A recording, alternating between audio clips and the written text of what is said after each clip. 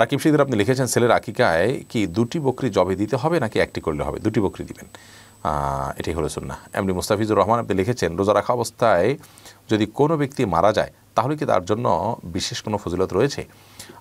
রমাদান মাসে কবর রাজা আপনার জাহান্নাম বন্ধ থাকে, সেজন্য সুধারণা করা যায় আল্লাহ তাআলা তার প্রতি রহম করবেন এটুকু, কিন্তু নিশ্চিতই কিছু বলা তো কঠিন। বোরহানুদ্দিন আপনি লিখেছেন রোজার নিয়ত কি মুখেই করা লাগবে? না, নিয়ত মানে ইচ্ছা করা, এটা অন্তরের বিষয়। আপনি অন্তরে রোজা রাখছেন, আপনার সেই ইচ্ছা আছে, আপনি জানেন আপনি রোজা রাখছেন, এটাই যথেষ্ট, এটাই মনোনিয়ত।